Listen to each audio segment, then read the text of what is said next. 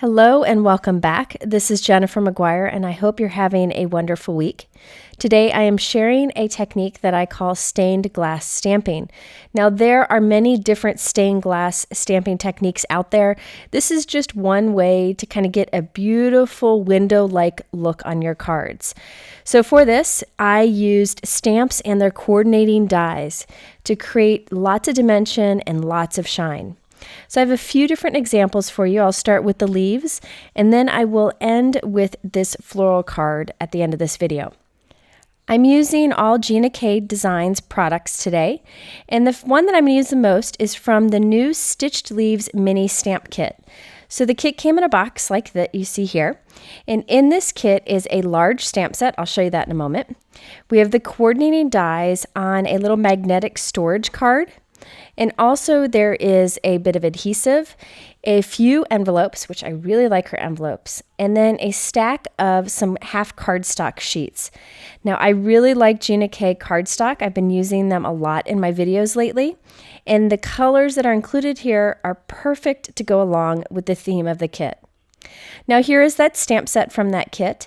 In it are lots of sentiments that you can build up, and a solid leaf and an outline leaf that you can use together, and that works perfect for today's technique.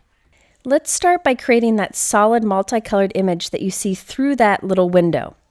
For this, I'm using the solid leaf image and some of the white cardstock from the Gina kit. This cardstock is wonderfully smooth. Now I wanted to do a multicolored image, and this is yet another way you can achieve a multicolored look with a solid stamp. I'm using a sponge dauber to apply the ink to the stamp.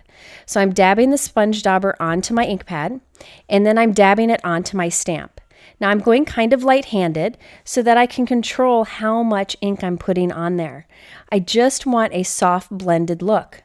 This gives you a much better blended result than taking multiple ink pads directly to the stamp, because you can control where the color is and how much you put down. So you can see I started with some yellow towards the center, and I wanted a touch of green on the tips of the leaves. And this sponge dauber is a great way to do that. Now with a simple image like this, you could use an acrylic block and just look through the block each time to make sure you line up with the image below. But the Misty is definitely helpful here. I wanted a little red towards the bottom of the leaf, and then like a honey mustard color towards the center. And look at that beautiful image you get. So I don't bother cleaning the stamp in between each. It doesn't seem to be a problem. In fact, I think it helps with getting a blended look.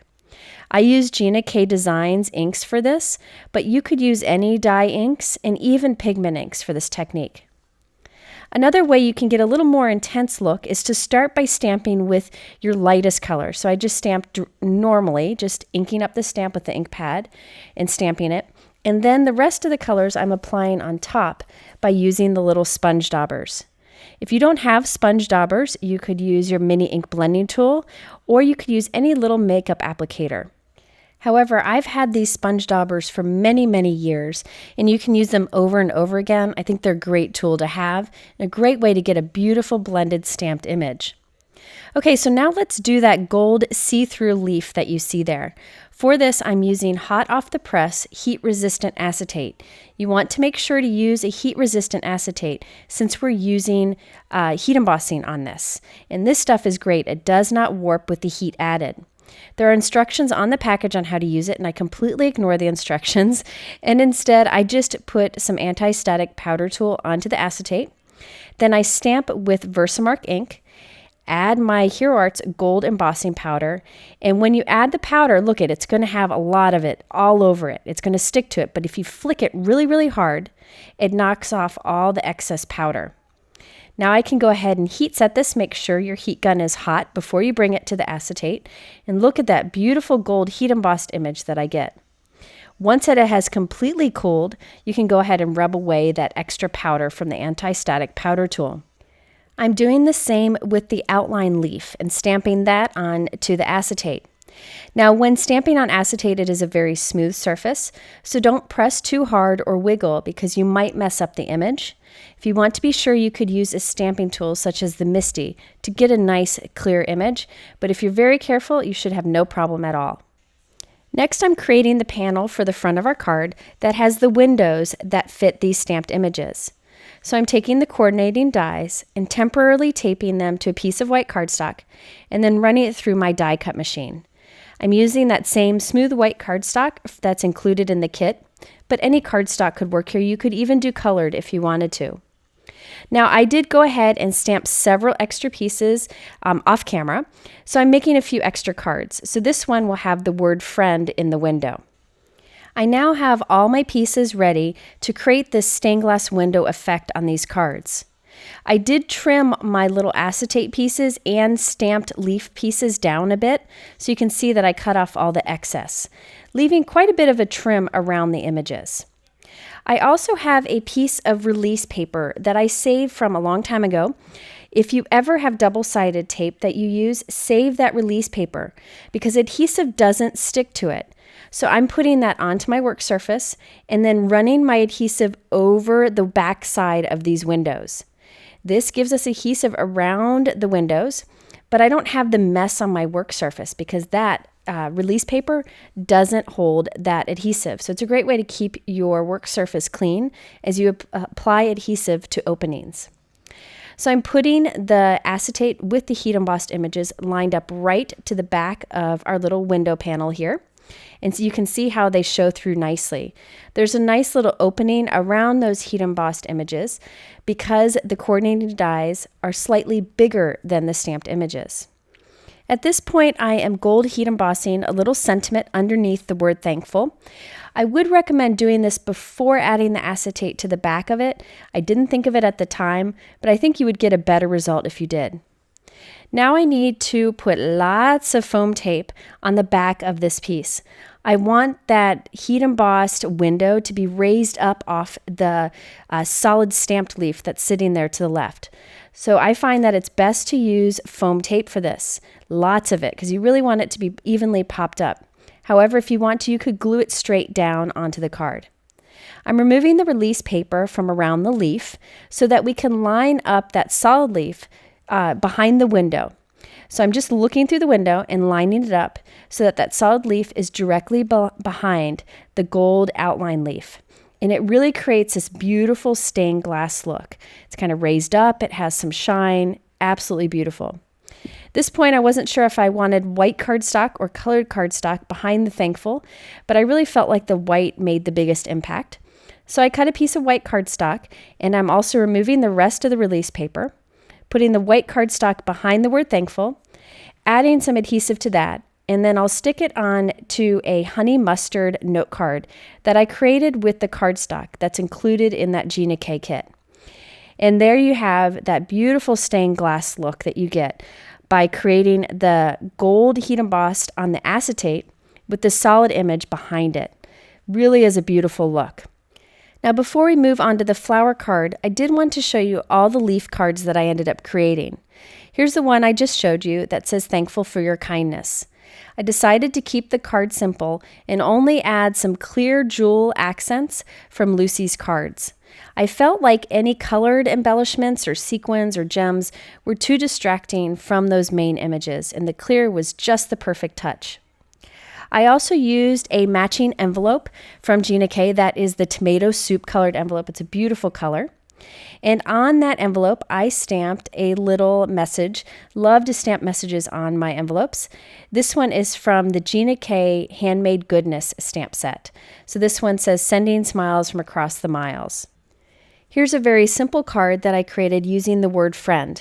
I again added some clear accents to this so that it wouldn't distract, and I put it on a tomato soup note card base. That cardstock is included in the kit and is a beautiful color. You can buy those cardstocks separate too, and I'll link to those. I used a honey mustard envelope with another message from that Handmade Goodness stamp set. For this example, I used the stained glass technique for the leaf, but I just heat embossed a sentiment underneath it. That Thinking of You sentiment is from this beautiful Gina K stamp set. I've used this one in a video before. I really like the style of the sentiments that are included. Now on this one, I added it to a green note card base that's included in the kit, and I stamped that Handmade Goodness sentiment onto the matching envelope. And for the final card, I decided to make a sympathy card. I was in need of one, so I used this beautiful Gina K Designs stamp set that has lots of beautiful sentiments in it, including sympathy, wedding, blessings, congratulations. It's a great one because you can build different sentiments out of it. So there are the first examples of creating a window stained glass effect on your card. Wanted to show you another examples just so you can see more ways to use this. For this one, I changed a few things up, but I'm going to go through this pretty quickly because a lot of the steps are the same. For this card, I used the Gina K Designs Boho Flowers Kit stamp set. There are some really fun images here and also lots of sentiments that you can build up that cover many occasions. And there are coordinating dies for this. I again am starting by creating the colored images that will sit behind the stained glass window. This time I'm doing it a little bit differently. I'm stamping the flowers with a very soft gray ink, and then I'm going to color over them with my Copic markers. Now, it doesn't matter about staying in the lines or getting this perfect because remember, the outline image is going to be heat embossed on the window above it. So I just need color in that flower shape. And I thought the fastest way to do that would just be to put down some Copic coloring here. However, you could use colored pencils, other markers, whatever you want to do, whatever is fastest for you. So I did one large blue flower and then a small yellow flower and a small peach colored flower. Next, I'm creating our little window pieces. Again, when using the acetate, be sure to use your anti-static powder tool. You're going to stamp lightly straight down, straight up, without any wiggle with your Versamark ink. You're going to put on the embossing powder and really firmly flick off the excess. Make sure your heat gun is good and hot, and then go ahead and heat set it. So on my acetate, I have heat set one large flower, two small flowers, and then also the word "you" from that same Boho Flowers stamp set. So now I have my colored pieces, my acetate heat emboss pieces, and now it's time to create our little window panel for the front of the card. I'm using the coordinating dies and some temporary tape to hold those dies onto a piece of white cardstock, and I'll run that through my die cut machine. Since I have two smaller flowers, I have to go back and cut the window for that second small flower, kind of towards the top of this panel. I'm actually going to have it hang off the edge of the card, which is a really cool effect. We can now pull this card together. I have that same piece of release paper that I've kept for a long time, and I use it anytime I want to apply adhesive over an opening. That way it keeps it nice and clean. So I apply adhesive onto the back of this, and now I can lay my little heat embossed acetate pieces right into the windows, and it's real easy to see through it and line it up nicely. For that flower on the top, I just adhere it and you can see it's hanging off the top of the card. That's okay, I'll just come with my scissors and trim the excess off. Now again, I need to stamp a little sentiment underneath the word "you," stamping that with Versamark ink and heat embossing that. Again, I recommend doing that before adding the acetate, but once again, I forgot.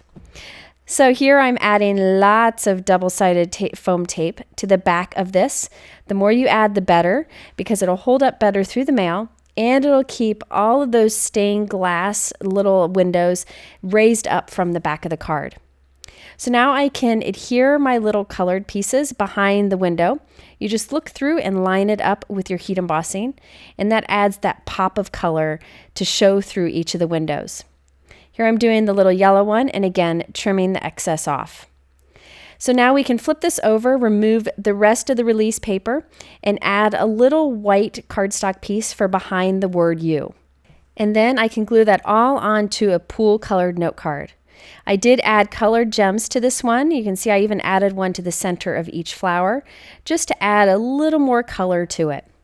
So there you have several examples for creating a stained glass window effect on your cards. Give this technique a try. It really is fun and works great with any stamps you may have, especially those you've got those coordinating dies and layering images for. Thanks for watching. In the middle are some more videos you might want to check out. All the products I use are linked below in the YouTube description, but go to my blog for more information, including lots of photos. Hope you have a great week and that we'll see you again soon. Take care.